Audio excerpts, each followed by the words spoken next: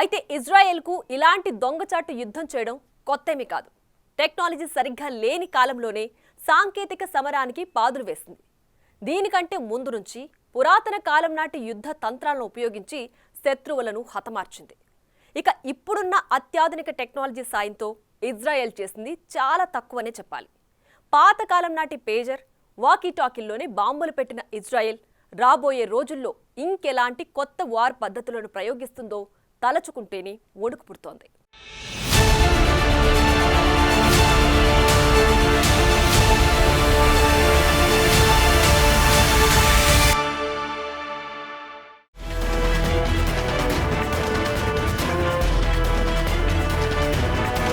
Lebanon Islamist militant group హిజ్బుల్లాను బలపరిచే ప్రయత్నంలో వేలాది పేజర్ల విధ్వంసానికి ఇజ్రాయెల్ పూనుకుందని స్పష్టమైంది. అయితే ఈ పేలుళ్లు ఒకే ఒక్క ఫోన్ కాల్తో జరగడం అందరికీ ఆశ్చర్యాన్ని కలిగించింది. ఇజ్రాయెల్ టెక్నాలజీని ఎంత లోతుగా వాడుకుంటుందో కూడా ఈ చర్యతో తెలుస్తోంది. ఇజ్రాయెల్ ఇంటెలిజెన్స్ విభాగమైన షిన్బెట్ ఇందులో కీలకంగా పనిచేసింది. అయితే ఇజ్రాయెల్కు ఇలాంటి పనులు కొత్తేమీ కాదు. 1996లో గాజాలో ది ఇంజనీర్ అనే పేరుతో ఫేమస్ అయిన Hamas master bomb maker Yahya అయ్యాష్ను హతమార్చడానికి రహస్యంగా పేలుడు పదార్థాలతో అమర్చిన మొబైల్ ఫోన్ను ఉపయోగించారు. అయ్యాష్ తండ్రి నుంచి వచ్చిన ఫోన్ కాల్ను ఆన్సర్ చేయమని ఒక అనుచరుడు అయ్యాష్కి ఫోన్ చేశాడు. అయితే ఫోన్లో అయ్యాష్ మాట్లాడుతున్నాడని నిర్ధారించుకున్న తర్వాత ఇజ్రాయెల్ సైన్యం తాము ఉన్న చోటనే ఉండి ఎక్కడో ఉన్న ఆ ఫోన్ను పేల్చేసింది. దీనితో అయ్యాష్ తల ఛిద్రమైంది. ఈ ఒక్క ఉదాహరణ ఇజ్రాయెల్ ఇలాంటి దాడులకు ఎప్పటి నుండి పాల్పడుతుందో అనేది తెలియజేస్తుంది. దాదాపు 3 దశాబ్దాల క్రితం చేసిన ప్రయోగాన్ని ఇప్పుడు ఇజ్రాయెల్ లెబనాన్లో అమలు చేసిందని స్పష్టమైంది.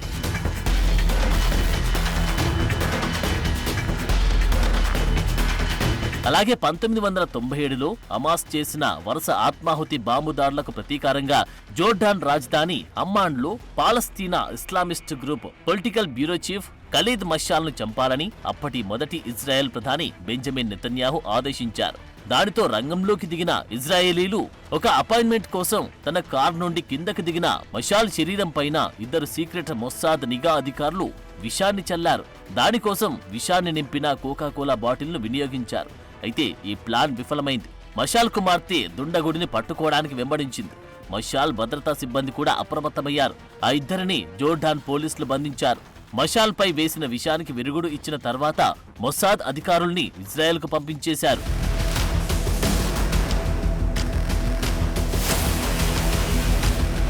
మరో సంఘటనలో హమాస్ కోసం పనిచేసే అంతర్జాతీయ ఆయుధాల కొనుగోలుదారు మహమ్మద్ అల్ మబోహ్ పైన కూడా ఇలాంటి తంత్రమే ఉపయోగించింది ఇజ్రాయెల్. 2010లో మహమ్మద్ దుబాయ్ హోటల్లో గదిలో శవమై కనిపించాడు. ఎమిరేట్స్ అధికారులు దీనిని సహజ మరణమని మొదట అనుకున్నారు. అయితే గాజాకు చెందిన పాలస్తీనీలు మాత్రం మహమ్మద్ను ఇజ్రాయెల్ చంపిందని ఆరోపించిన తర్వాత కేసులో మళ్లీ దర్యాప్తు ప్రారంభించారు. తదుపరి విచారణలో మొస్సాద్కు చెందిన హిట్ టీం క్లోన్ చేసిన యూరోపియన్ పాస్పోర్ట్లను ఉపయోగించి టెన్నిస్ ఆడే పర్యాటకుల్లా వ్యాపారవేత్తల్లా హోటల్ సిబ్బందిగా నటిస్తూ మహమ్మద్ పై రెక్కీ నిర్వహించి హత్య చేసినట్లు సీసీటీవీ ఫుటేజ్ ద్వారా కనుక్కున్నారు. పోస్ట్ మార్టంలో మహమ్మద్ తీవ్రమైన మత్తులో ఉక్కిరిబిక్కిరై చనిపోయినట్లు నిర్ధారించారు.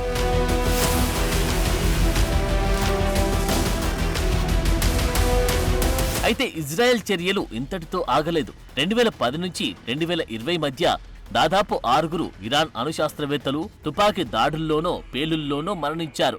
ఇరాన్ ప్రభుత్వ మీడియా నివేదికల ప్రకారం వారు ప్రయాణిస్తున్న వాహనాలకు అయస్కాంత బాంబులు అమర్చి పేల్చినట్టు తెలుస్తోంది. అయితే ఇది కూడా ఇజ్రాయెల్ పనేనని అప్పట్లో ఇరాన్ ఆరోపించింది.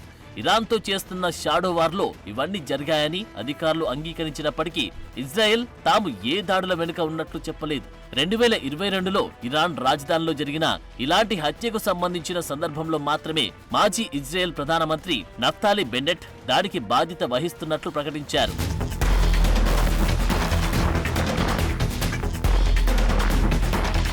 అయితే ఇంతకు మించిన టెక్నాలజీని ఇజ్రాయెల్ 4 ఏళ్ల క్రితం వాడినట్టు తెలుస్తోంది.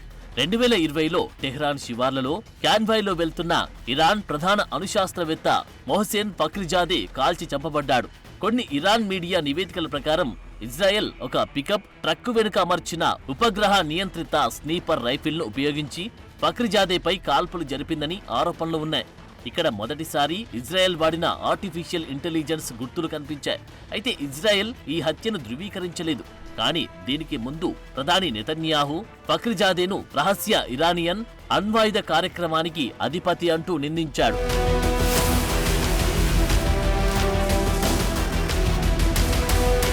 అయితే ఇజ్రాయెల్ ఇలాంటి చర్యలతో అంతర్జాతీయ యుద్ధ నిబంధనలు మీరుతుందని విమర్శలను ఎదుర్కొంటోంది. లెబనాన్లో జంట దాడుల వలన ఇప్పటికే గాజాలో పాలస్తీనా మిలిటెంట్ గ్రూప్ హమాస్ పై ఇజ్రాయెల్ చేస్తున్న యుద్ధం మరింత పెరిగే ప్రమాదముంది.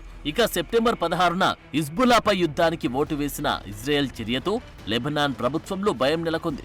యుద్ధం తీవ్రతరం అయి ఇలాంటి వరుస దాడులకు దారితీస్తుందని భావిస్తున్నట్లు లెబనాన్ విదేశాంగ మంత్రి అబ్దుల్లాబౌ అబీబ్ అన్నారు. ఇది ప్రజలను భయానికి గురి చేస్తుందని, లెబనాన్కి యుద్ధం వద్దు అని విదేశాంగ మంత్రి వెల్లడించారు.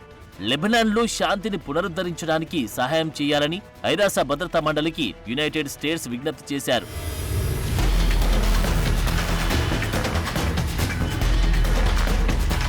అయితే నిపుణుల అభిప్రాయం ప్రకారం పేజర్, వాకీటాకీలను పేల్చడం ద్వారా హిజ్బుల్లా కమ్యూనికేషన్ నెట్వర్క్ను నాశనం చేయాలనుకున్న ఇజ్రాయెల్ త్వరలోనే లెబనాన్లో సైనిక దాడికి దిగుతుందని భావిస్తున్నారు. ఒకవేళ అదే జరిగితే యుద్ధం మధ్యలో ఫైర్ కోఆర్డినేట్లను పిలవడానికి, మందుగుండు సామాగ్రిని తరలించడానికి, రియల్ టైంలో కమ్యూనికేట్ చేయడానికి హిజ్బుల్లా దగ్గర ఇప్పుడు పేజర్లు, వాకీటాకీలకు కూడా కొదువ ఉంది. ఈ తరుణంలో ఇజ్రాయెల్ తన మిలిటరీ ప్లాన్తో ముందుకు సాగితే ఇది హిజ్బుల్లాకు తీవ్రమైన హాని చేస్తుంది. ఈ క్రమంలో లెబనాన్లోని చిన్నపిల్లలు, సామాన్య ప్రజలు తీవ్రమైన సంక్షోభాన్ని ఎదుర్కోవాల్సి వస్తుంది.